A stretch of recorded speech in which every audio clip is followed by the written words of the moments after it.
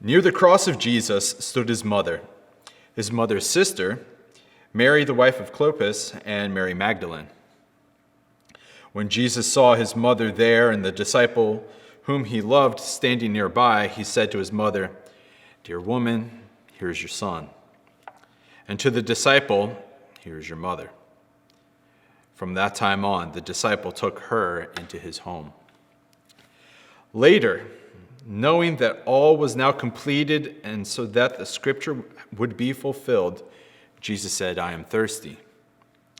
A jar of wine vinegar was there, so they soaked a sponge in it, put the sponge on a stalk of the hyssop plant, and lifted it to Jesus' lips. When he had received the drink, Jesus said, "It is finished." And with that, he bowed his head and gave up his spirit.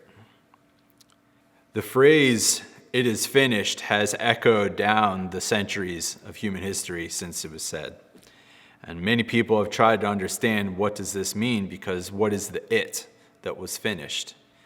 And a lot of very fancy people have gone through different ways of trying to explain this mystery of the crucifixion of the God-man Jesus of Nazareth, but all of them fall short in some sense, because atonement, you could break it down into at-one-ment. This is the healing of everything that happened somehow through the breaking of one man. "It is finished" is a bewildering phrase. It really is. Because even the New Testament itself uses a variety of vocabulary to understand what it was that was finished.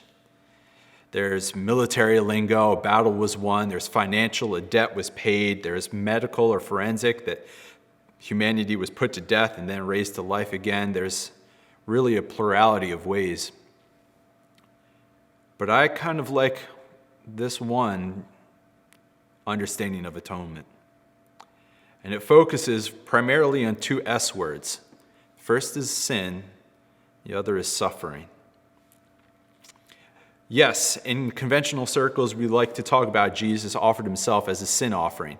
And in fact, the book of Hebrews highlights that Jesus is himself the high priest that humanity has been looking for, and so he offers up a sin offering. But there's another S word that's very important, especially right now. And it's a suffering offering. That what was finished was a double offering for sin and for the suffering of the world. Somehow Jesus, on the event of the cross, took his own pain, his own suffering, his own brokenness, his own rejection and diminishment, and made it somehow into an offering to God, pleasing and acceptable for the healing of the world. It is finished, but it remains a mystery to all of us. And there's a strangeness to it, because this very week we realize that there are many people that probably have endured enormous amounts of pain and struggle, anxiousness, suffering. But there's something to be said that whatever Christ does, we can do as well. That we can also take the suffering that we have and offer it to God in a very similar way. Offer it up for the healing and the restoration. What Christ has done is finished, but that just means that our task has begun. Somehow this event of Good Friday, which was not good for Jesus, ended up being the greatest good ever known for cosmic history.